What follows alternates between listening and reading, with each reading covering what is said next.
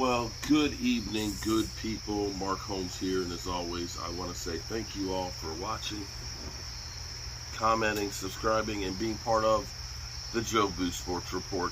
Without you guys, as well as you ladies, you know that this literally does not work. Today was a good day for the Cowboys in practice. It was a lot different tone than practice that we had against Denver last week.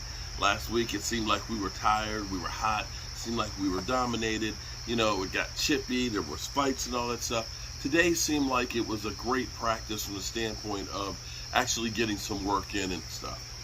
I'm going to pose to you a question, because what's happened this past week has been Mike McCarthy is on the hot seat because of penalties. Penalties have been the focus and stuff. And penalties, don't get me wrong, are huge. We can't have 17 penalties in a game. We just can't. It's just too many, and we do need to focus on that. But you have to understand that that's not the only issue that we have. That's one of the things that hurts you. You can overcome penalties if everything else is going through there. You don't want to have to overcome penalties. Ideally, you don't want to make them. You want the other team to make more of them, and I get that. And that's been the focus.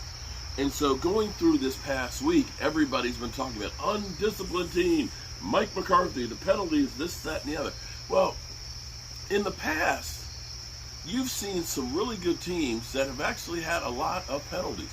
Some teams that are very, very aggressive will make a lot of penalties. And I dare say that the Dallas Cowboys, because of the aggression that they're going to have on their defense, they're going to have guys that are flying after the quarterback, and we will end up getting some unnecessary roughness calls, because we are going to be a very physical defensive backfield. We're going to get called for illegal contact and stuff, but you will challenge players and you will beat them down and into submission, and sometimes penalties are a necessity, okay?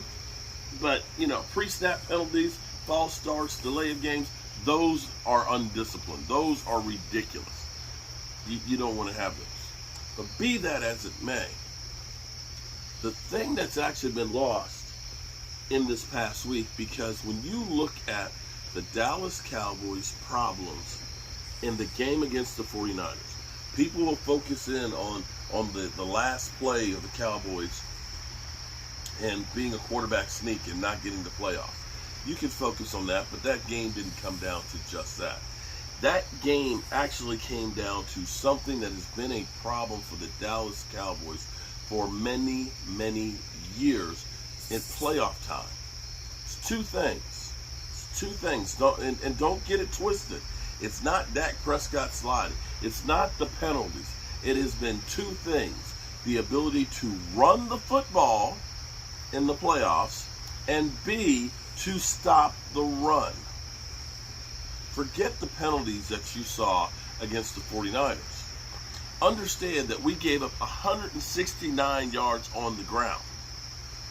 And in return, we only rushed 77 yards. When you can run the ball, especially in playoff time, that's when it counts. Players and teams are worn down. The weather gets bad outside, although we were playing in AT&T. But be that as it may, playoff time is when you must be able to run the football and control the clock. We could not do that with Zeke and Tony Pollard at the end of the season. The offensive line was in shambles. And our defense, we've never had a defensive line that could stop the run when it counted. You follow me? Because when you can stop that run and make a team one-dimensional, you'll get more opportunities with the football. And you can look, when we've lost to Aaron Rodgers and stuff, we have not had the defense that when we needed to stop, when we had to control the clock and get the ball back, we could not do that. Until now. Right now, looking at our defensive front, this is actually going to be a travesty for our defensive front, because we have actually done something with this defensive line in 2 years that is literally amazing. 2 years ago, we said, we need help on the defensive line, and we went out and got Emerson Griffin and Gerald McCoy and Dontari Poe, and we said, we'll just go ahead and import these guys and bring them in and put them in here, and we'll be okay. And what we found out was these guys couldn't bust a grape.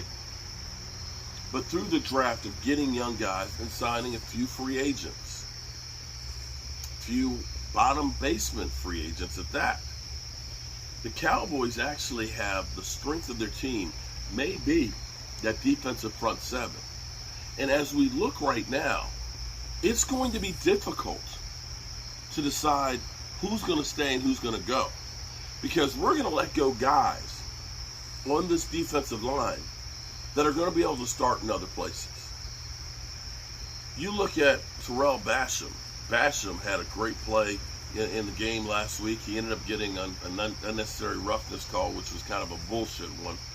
But I believe today he ended up getting a tipped-up pass. I mean, it was great. He tipped it. I've got the clip. I'll put the clip on here. But tips it up and makes sure he gathers it in. He might be on the bubble. A guy like Watkins, who originally was penciled in to be a starter, now I think is fighting for his time here in Dallas. Trysten Hill, a guy that was a foregone conclusion, Trysten Hill is gone. Trysten Hill has become more and more unblockable. Yeah, he got that pancake block. He got pancaked by Smith, okay? Tyler Smith pancaked him. But since that time, he has woken up.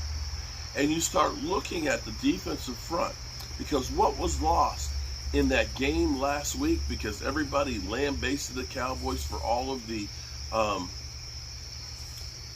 penalties, we only gave up 39 yards from the ground. We only gave up 39 yards from the ground. And the other side of the equation, running the football without Zeke, without Tony Pollard, without our big guns on the offensive line, we still rushed for, I believe, 121 yards on the ground. The two things that were the biggest weakness and have been forever, we may actually have turned around and fixed. Nobody's talking about that much. But I'm going to tell you, when you can stop the run with your front seven and turn teams into one-dimensional, making them have to pass, that is when your defensive front, that's when the defensive linemen love it, okay? Because you know they're passing the football. You're pinning your ears back. You're getting all your moves ready. You know, it's kind of like you're going out to dinner. You know, you're going out to dinner with mama to someplace really nice. You know, you're putting on your good suit because you want to look good, right? You want to look good, right? You know, or out to the club. Let's say out to the club. You going out to the club. You going to get up looking fancy with your best clothes and all that, right? That's what it's like when you know a team has to throw the football. You thinking about your jab, step, and ripping, okay? Right? You're thinking about your swim move, right? You're thinking about your bull rush. Because you're thinking about how I'm going to get into that offensive lineman's ass. And see, as an offensive lineman, what you really want is you want to be able to run the football. Most offensive linemen will say, I'd rather run the football than pass block. And why is that? Because, see, that's when you put all that weight on your hand and your knuckles. They turn white because you got that weight on there, because you're ready to drive block. You get to be aggressive. You get to blow people off the ball. When you are pass blocking, it's defensive. You've got to step back and stand up and get your hands out here. You got to figure out where the defensive lineman's going. You got to try and shift and move and all this. Yeah, you don't like that. You don't like that as an offensive lineman. You want to drive, block, and bull. Look, that's my guy. The ball's coming right here, and I'm going to push him out the way. And those are the two things that the Dallas Cowboys have had the biggest problem with. I talked about it at the beginning of the offseason. Listen, biggest problem, can't stop the run, can't run the football. can't do those two things, it's hard to win in football. And as bad as that game was against Denver, those were the two things that you looked at and said, they're pretty good at that. Now, what we saw in practice today, we talking about practice, was the same thing. That defensive line, I know the Eagles are, oh man, we got Fletcher Cox and Hargrave, and we got Jordan Davis and this, that, and the other. But I tell you what, we got an OC, former wrestler, who's great with his hands, who's fast and physical. We've got a Canadian bulldozer who likes to smack up and doesn't like his check engine light coming on. He didn't listen. You get tired of his check engine light coming. He don't like the check engine light coming on. But that guy, I remember him trucking Mike Pouncey. And I believe it was that block, that bull rush that made Mike Pouncey think, you know what, it might be time for me to get up out of here. So you got that guy. You got Mr., let's knock some heads in John Ridgeway. But a guy who's been kind of lost in here, who people think that he ain't going to make it, is Quentin Bohannon. Quentin, biggest problem last year was his pad height, okay? See, he's a big man. He's a big man. But here's the thing. When you're standing straight up, you don't have a good base. It's easy to topple you over, okay? It really is. When you're a big man, you got to be below the pads. You need to get up under the offensive line. Kind of like what happens to Tyrell Basham. You always see, the Vita Veys and things, and the Ndamukong Suhs, they get up under his pads and just lift them up and ride them out. Yeah. Quentin Bohannon's beginning to understand his pad height. He actually played early in that game against Denver and actually played really, really well in there. But again, it's kind of quiet. We have so many interior defensive linemen, unfortunately, we can't keep them all. Now, here's the thing, and I've told you guys this. What you have to understand is, when you are, especially like John Ridgeway and Quentin Bohannon, you don't get the glory. You're not there for the glory. You're there, like John Ridgeway says, to knock some heads. You are there to clog up the middle, okay? You are there to make that toilet back up. So that way the guard can't hit the linebacker, that the linebacker is back there free and easy and can scrape and make those moves to get the ball carried, okay? You are there on the passing down to make sure that you can collapse the pocket, that the Tom Brady's of the world can't step up because the line is opened up like the parting of the Red Sea, where I can step up and see everything, or I can take off. Your job is to make sure that that mother humper is not escaping straight up the middle, because then your other guys that are there to get the glory, your edge rushers or your outside linebackers, their job is basically get upfield and don't let anything get outside of you. And this is what we finally have for the first time in forever.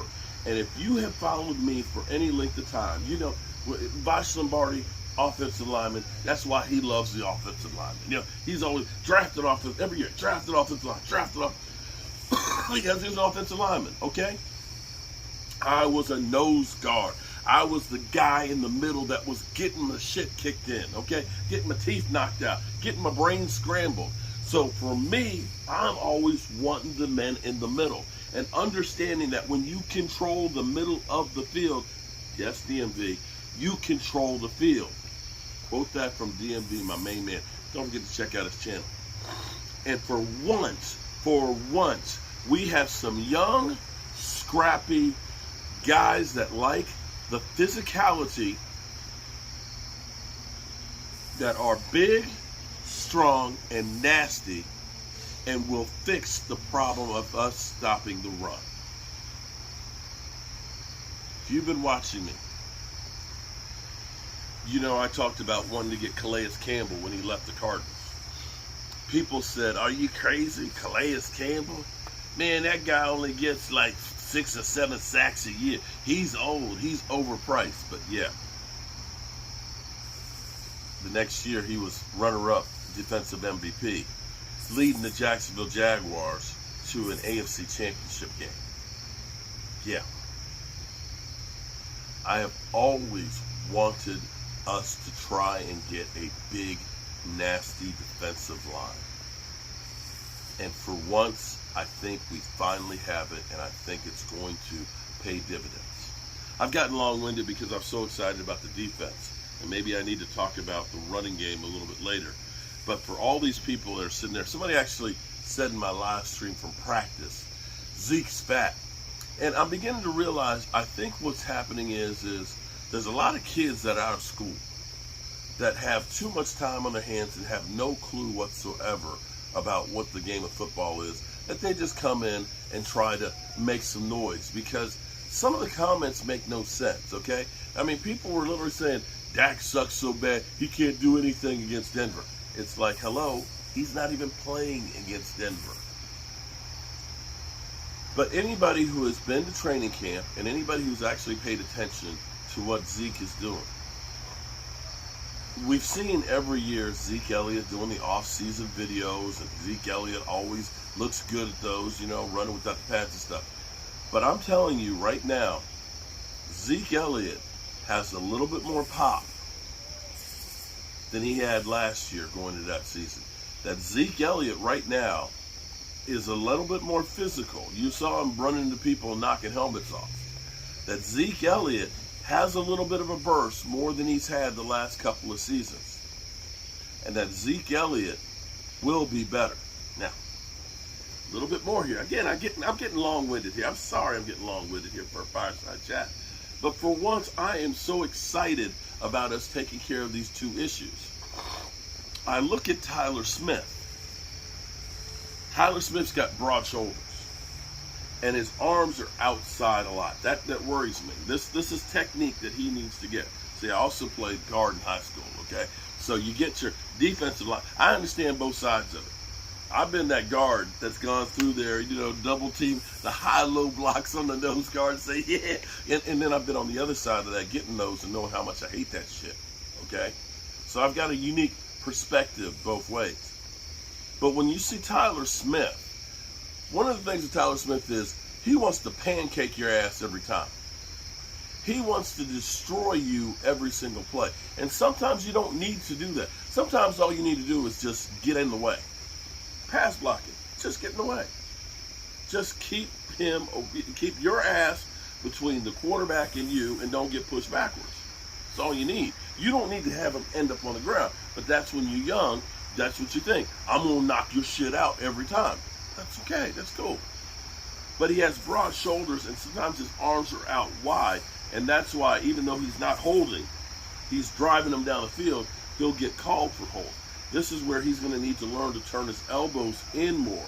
It's not going to be comfortable because naturally he's out here like this. He's going to have to get his elbows in tighter when he's going and putting your palms on. See, back in my day, you couldn't actually use the palm of your hands. You had to use your fist. Yeah, I'm that old. Seriously. We used to have padded, you know, hand pads, you know, like boxing gloves. Seriously. Because your knuckles would get raw from getting into guys' shoulder pads. Seriously. I know. It's crazy, okay? No, I didn't wear a leather helmet. I didn't wear a leather helmet. No, I did not. Okay? We just had the single bars. They tired the leather helmets 2 years before. Anyway, seeing Tyler Smith drive block, he is moving people. Actually seeing Tyron Smith today in practice, he's moving people. Seeing Zach Martin, of course, seeing Zach Martin literally stepping, okay, and being able to wheel his hips around and boom, seal off on the inside. The Cowboys are going to be able to open up holes this year better than what they did last year. And Terrence Steele, you know, people were kind of questioning, oh, I don't know about Terrence Steele. You know, he's going to be, no. Terrence Steele is the third best offensive lineman. Terrence Steele is going to be good. And the Cowboys' offensive line, be it thin, we ain't got no room for injuries. We don't have any room for injuries. will be able to run the football. And when we start using the 12 personnel with Jake Ferguson in there, that will give us an extra blocker. The Cowboys offense will be evolving to a more balanced offense than where we were. I pointed out to people something that was really interesting. Go back and look at Tony Romo's statistics. You'll look in there, you'll see Tony Romo set the Dallas Cowboys season passing record of 4,903 yards. Dak was only 1 yard behind that on one season. But if you look at that, I think he ended up having 29 touchdown passes and 19 interceptions. And the team went 8-8. Here's the thing. You look at 2014. 2014, we had DeMarco Murray rush for like 1,800 yards. Tony Romo only threw for like 3,600, I think it was. Because I think it was like 36 or 37. It was like 1,200 yards less than that season that he had, that 49, okay? But he only had 9 interceptions. And I want to say 36 TDs. So wait a minute. He threw for 1,200 yards less, but threw for like 8 touchdowns more and like 10 interceptions less. Why? It's more efficient. It was more balanced. He got better reads because the team wasn't one-dimensional. Teams would sometimes be 8 men in the box. I've got one-on-one coverage. I'm going to hit death. As opposed to knowing that the team can't run the football, they've got the nickel coverage out there. They got more people covering. It's harder to be successful. And this is what I think, or at least what I hope, has happened with the Dallas Cowboys offense, that they now have realized we can't just be a pass-happy team. We can't just do 3 wideouts and say, screw Zeke Elliott. We have to be a more dynamic offense that controls the ball. And we need to have a defense that can stop people and give us a short field. And that, my friends, is the winning formula for the Dallas Cowboys, and why I'm actually excited about the team. Forget the shit that you hear from the talking heads out here. I hope at the end of the season that I can come back to this video right here and say, I told you, this is what they were going to do. Whew. This may be the longest fireside chat that I've had, but I'm feeling a little bit better now that the meds have kind of kicked in some. And I actually really enjoyed watching what I saw from practice and going through. Damn, I talked so long that the camera actually ran out of memory on here and shut down. So I'm going to have to add this onto it. But I haven't been so excited actually about the team situation right there. Now, there of course are things to worry about with the offensive line, basically not really having quality backups. Now, we did find out that Matt Lewinsky, his shoulder is healed up without having surgery, and they're hoping that he'll be able to get back on the field. CeeDee Lamb, it's just a cut on his foot where he got to get a stitch. But it shows you how thin we really are on the offensive line and the wide receiver corps. And this is what we have to get worried about. There's always going to be stuff to worry about when it comes to the Cowboys. But from a standpoint of feeling good about what we have, hey, I feel good about what we got. I feel good about Zeke. I feel good about Tony Pollard. I feel good about my man Jalen Tolbert. Don't sleep on him. And I feel great about Dak. The one thing that was kind of interesting to me today was they focused on Justin Herbert's passing so much today. They focused a bit on Zeke Elliott. They didn't show Dak almost at all. No, they literally did not show Dak very much at all. Kind of interesting. But I've taken up enough of your time here tonight and taken up enough of the YouTube. There's plenty of others out there that need to get the space and stuff. But I want to say thank you all for everybody who's been concerned about my cold here and getting better and sending me all kinds of different remedies and things I should try. Some of them I think are kind of jokes. Some of them I think are kind of jokes, but regardless, I appreciate you guys caring about that, and thank you for the condolences for my nephew as well. I appreciate it. I honestly, truly do. Just remember one thing, y'all. Make sure you tell the people that you love them. Falling over. Because you might not get the chance again. And I truly love you guys. And I appreciate you. God willing, I'll see you tomorrow.